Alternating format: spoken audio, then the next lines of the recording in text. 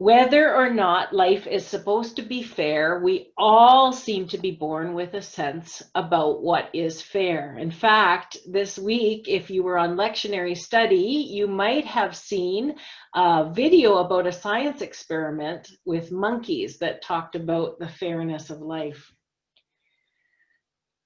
I'm sure we have all heard these "it's not fair" from kids in our lives that we heard in the story.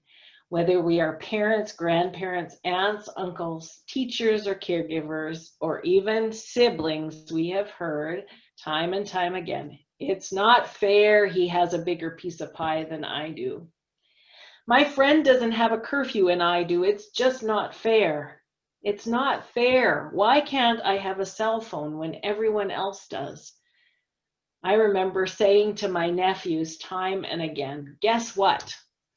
Life's not fair. So many times that I had one nephew who would respond when I'd say it, I know, Auntie Lori, life's not fair. No matter how much we think we might have grown up, the sense of what is fair impacts how we function as adults. We may finesse it with better language than the young child that says it's not fair. But out of our mouths, that is our intention. When we complain that our church isn't doing it like all the other churches, we are saying it's not fair. When we disparage others who take a government handout rather than look for a job, we are essentially saying it's not fair. When we wonder how God can love the adulterers, the prostitutes, and even murderers, we are actually thinking that it is not fair that God loves everyone, even the person who irritates me or who I think I am better than. And since we have this innate sense about what is fair and what is unfair, there is this expectation that God will fall into line and act according to what we think. After all, isn't what we think the same as the right thing or the just thing? Then we read this parable and come smack up against Jesus' story, that kind of smacks that innate sense of fairness out of the ballpark. This story jolts us out of any security that we might have that God holds with our notions of fairness and would treat us better because we work hard or we believe the right things or we attend church faithfully every week. Jesus tells a parable of an employer who is like God. We are surprised because this employer didn't treat his employees fairly. Begrudgingly, we also have to admit that he didn't mistreat his employees either. He made sure that everyone had an opportunity to work by going back time and time again to ensure that others had an opportunity to make a wage. When paying his people, he made sure that none went home impoverished. But according to our sense of fairness, he wasn't fair because in the end, he didn't pay the ones who worked the hardest the most. Instead, he made sure that everyone who needed a job that day got one.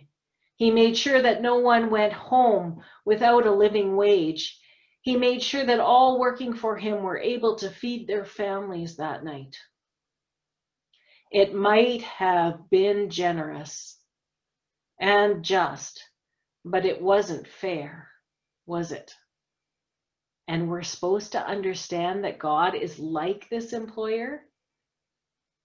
This is such a difficult parable for us because our innate sense of what seems fair all too often is focused on our own world and what is fair to me.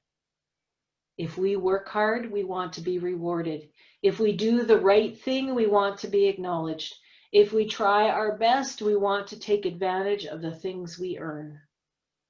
In the very core of our hearts, we tend to think that if someone hasn't worked as hard as we have, then they don't deserve the good life, whatever that may be. We tend to think that if someone has done all the wrong things, they certainly don't deserve generosity and grace. But in this parable, God turns it all around. God's love is not earnable. It just is. That's at the heart what the Reformation was all about. That's at the heart what Luther talked about. It was that God's love and mercy and grace are given because of who God is, not because of what we have done. God is generous and kind, ensuring that everyone will receive God's love and mercy, no matter what they believe, what they do, or how they act. Just as little children who complain about things being unfair don't always see the bigger picture, we ourselves can't always see what God sees. We only usually see what's fair from our own perspective. We forget that we are all part of one world and that life isn't an even playing field for everyone. We forget that God takes into account others who don't have the same opportunity as we do. God can see the whole picture, but God doesn't just see it. God weeps at what we call a sense of fairness. God knows that there are many people around the world who are so lonely that they are dying because they don't think anyone cares. God sees the million of people who have to beg, borrow, and steal to eat one meal a day. God weeps for those for whom life is a struggle and whose choices bring ill on themselves and others. You see, as others, we often don't see when others get the short end of the stick. We tend to focus on our own pain and ignore others' pain. We haven't yet walked a mile in their moccasins. But God sees it all. God sees beyond our own narrow vision, and God responds out of who God is. No, God does not give us what we deserve, because if we were honest, what we all deserve is death for the ways in which we hurt others and ourselves and how we forget the other person. Rather, God gives each of us what we need.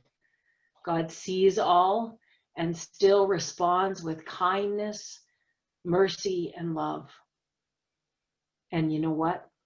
Grace has nothing to do with fairness. God's desire is for all of us to have life and to have it abundantly. And the truth is that whether we work hard or not, whether we believe all the right things or not, we all are sinners before God. And yet God in his mercy shares his grace, his love with us, each one of us. And there is more, absolutely more than enough for everyone. Thanks be to God.